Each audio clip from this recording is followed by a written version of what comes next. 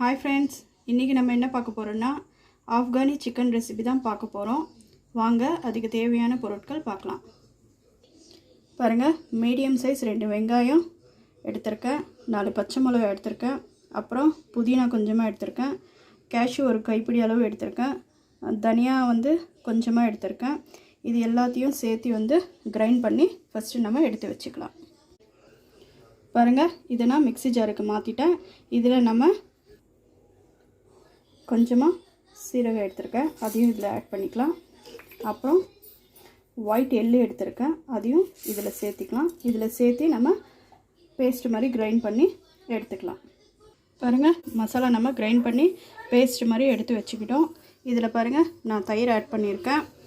தயிருக்கு அப்புறம் இதில் நான் கொஞ்சமாக ஒரு 2 டீஸ்பூன் அளவுக்கு நான் ஃப்ரெஷ் க்ரீம் எடுத்துக்கிட்டேன். இப்போ இதில் இஞ்சி பூண்டு பேஸ்ட்டு 1 ஸ்பூன் அளவுக்கு நான் எடுத்துக்கிறேன். பாருங்கள், இதில் தேவையான அளவு உப்பு சேர்த்திக்கலாம். தேவையான அளவு உப்பு சேர்த்தியாச்சு.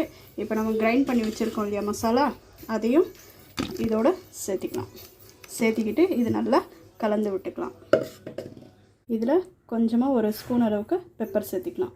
பாருங்கள், 1 ஸ்பூன் அளவுக்கு நம்ம பெப்பர் ஆட் பண்ணிக்கிட்டோம். இதில் நம்ம கொஞ்சமாக சிக்கன் மசாலா ஆட் பண்ணிக்கலாம். இது வெறும் ஆப்ஷனல் தான், உங்களுக்கு தேவையாக இருந்தால் நீங்கள் சேர்த்திக்கலாம், இல்லைன்னா ஸ்கிப் பண்ணிடலாம். நான் 1 ஸ்பூன் அளவுக்கு சிக்கன் மசாலா பொடி எடுத்துருக்கேன். இது நல்லா கலந்து விட்டுட்டு இதில் நம்ம சிக்கன் ஆட் பண்ணி ஒரு 10 நிமிஷம் இல்லைன்னா 15 நிமிஷம் நல்லா ஊற வச்சிடலாம். பாருங்கள், இதில் சிக்கனும் சேர்த்து நல்லா மேரினேட் பண்ணியாச்சு. இதில் பாருங்கள், நான் ஒரு ½ லெமன் போட்டுக்கிறேன்.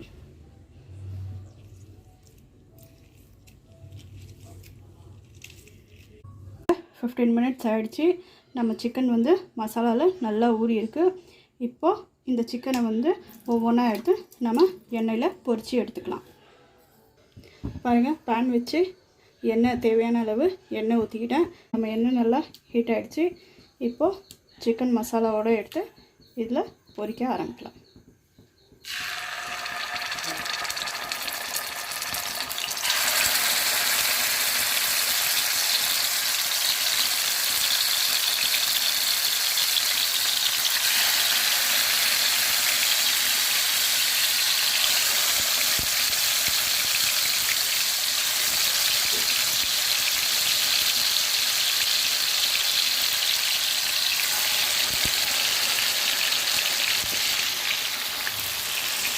நம்ம மேரினேட் பண்ணி வச்சுருந்தோம் இல்லையா சிக்கன்னு, எல்லாத்தையும் நம்ம பொரித்து எடுத்துக்கிட்டோம். இப்போ பாருங்கள், ஒரு கடாய் வச்சு அதில் தேவையான அளவு எண்ணெய் ஊற்றிக்கிட்டோம். பாருங்கள், எண்ணெய் நல்லா ஹீட் ஆகிட்டுருக்கு. எண்ணெய் நல்லா ஹீட் ஆன உடனே பாருங்கள் மேரினேட் பண்ணி வச்சோம் இல்லையா மசாலா, அந்த மசாலா எண்ணெய் சூடான உடனே கடாயில் நம்ம சேர்த்திக்கலாம்.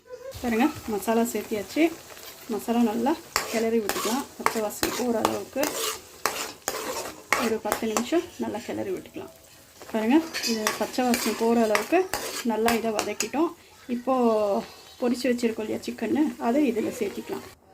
பாருங்கள், நம்ம மசாலாவில் கொஞ்சமாக நான் தண்ணி ஊற்றிருக்கேன், நல்லா கொதிச்சிட்ருக்கு. இந்த நேரத்தில் நான் கொஞ்சமாக கஸ்தூரி மேத்தி ஆட் பண்ணிக்கிறேன்.